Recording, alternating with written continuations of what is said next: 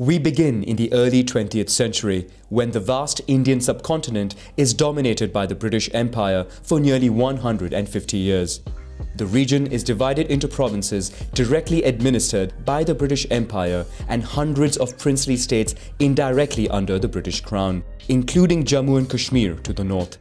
The colony of India enriches the British Empire, including by providing tea, coffee, cotton, and various tax receipts.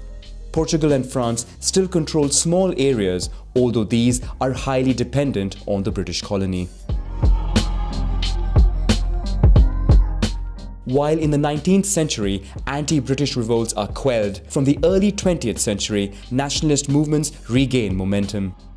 During the First World War, about 1.5 million Indians are drafted in to fight on European fronts and across the British Empire. Despite their loyalty and sacrifice, Indians do not see their overall conditions improving after the end of the war, thus intensifying protests against colonial rule.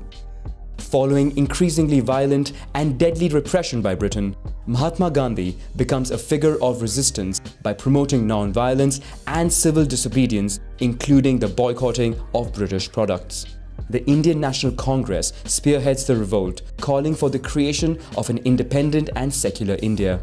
But India's Muslim minority do not want a country dominated by Hindus. Their political representatives, the Muslim League, calls for the creation of an independent Muslim state. In Europe, the Second World War breaks out.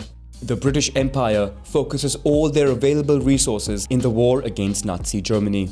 In total, over 2.5 million Indians would fight in different fronts around the world. When the Congress Party calls on people not to participate in World War II efforts and demands the departure of the British, party leaders and tens of thousands of civilians are imprisoned. The Muslim League, meanwhile, cooperates with Britain to remain in their good books. Britain finds itself struggling against Japan, which is allied with Germany, when it takes over Burma.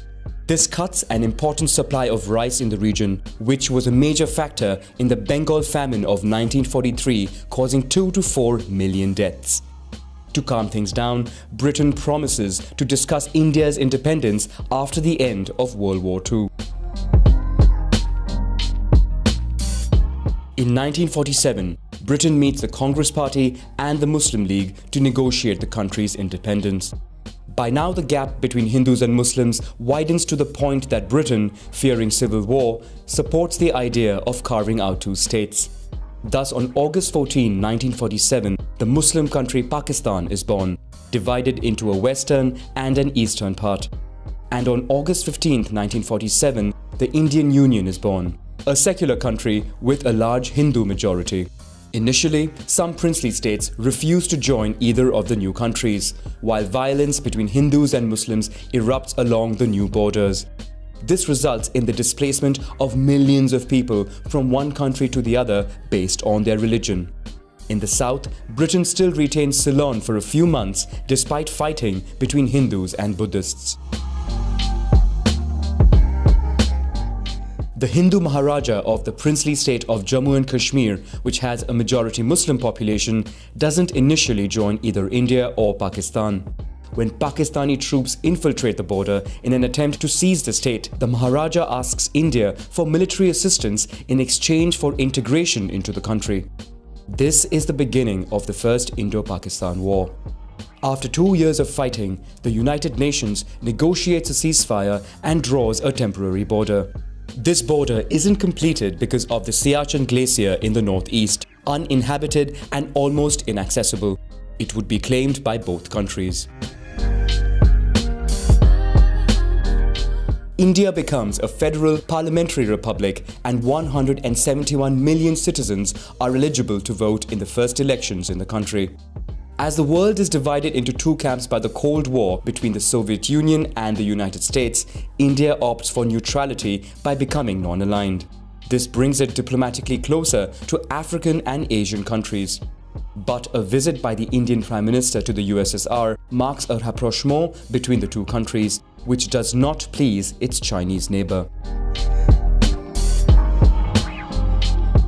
After China takes over Tibet and the Dalai Lama flees to India, tensions rise between the two countries.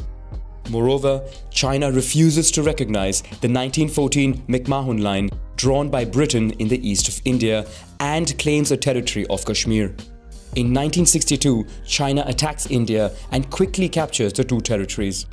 China then declares a unilateral ceasefire, retains control of Aksai Chin and withdraws from Arunachal Pradesh, although not recognizing the border.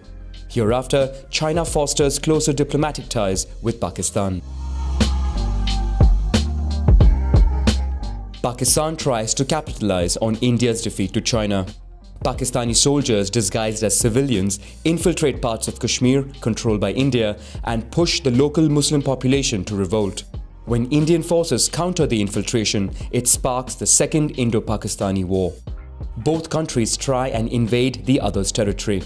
But seeing the Indian army come dangerously close to Lahore, China threatens to intervene on Pakistan's behalf. The UN steps in and obtains a ceasefire, followed by a return to pre-war boundaries. In 1970, a separatist party in East Pakistan gains a landslide election victory. In response, the Pakistani army takes over and violently suppresses independence movements. Millions of civilians, mainly from the country's Hindu minority, go and seek refuge in India. India signs a treaty of military cooperation with the Soviet Union and, in response to Pakistani airstrikes in North India, intervenes to expel its troops from East Pakistan. The United States then intervenes on Pakistan's behalf to negotiate a ceasefire. Bangladesh is recognized as a new independent state, while Pakistan finds itself weakened. 3 years later, India surprises the world by conducting its first nuclear tests, sparking international concern. India increasingly faces separatist actions from Assamese, Sikh and Kashmiri groups demanding independence. Sikhs are practitioners of Sikhism, a monotheistic religion dating from the 15th century.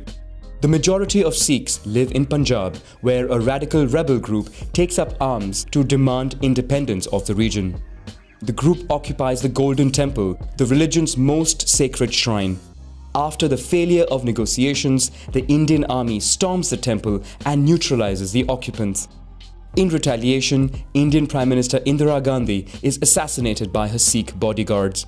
This is followed by region-wide riots between Sikhs and Hindus. Finally, moderate Sikhs coming into power in Punjab would calm the situation. In Sri Lanka, civil war takes place between an armed separatist group from the Tamil minority who are Hindu and the Sinhalese government who are majority Buddhist. India, with its sizable Tamil community, supports its brethren in the war and parachutes supplies to besieged cities. Eventually, India and Sri Lanka negotiate a ceasefire, according to which the latter must accept some Tamil claims in exchange for India sending a peacekeeping force to help end the civil war. Although large-scale military operations were not originally envisaged, the Indian army engages in a series of battles against the Tamil separatists, to the point that the Sri Lankan government finally demands the departure of the Indian army from the country.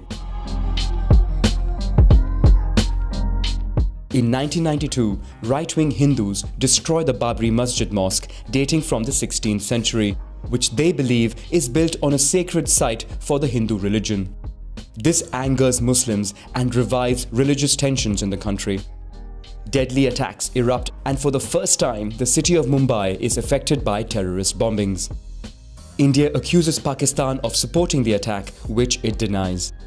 Both countries conduct nuclear tests, drawing wide international condemnation and sanctions. In Kashmir, Pakistani fighters infiltrate into the Indian side. The Indian army counters and quickly regains control of the area.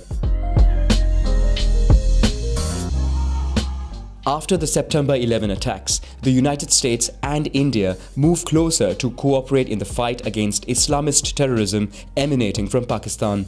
China, meanwhile, strengthens its relationship with Pakistan. Several Indian cities suffer terror attacks, the most audacious of which is the Mumbai attacks of November 2008. Despite some attempts at finding a breakthrough, Indo-Pakistani ties remain tense, mainly over the contested region of Kashmir. Here is the map from Pakistan's point of view, and here is the map according to India.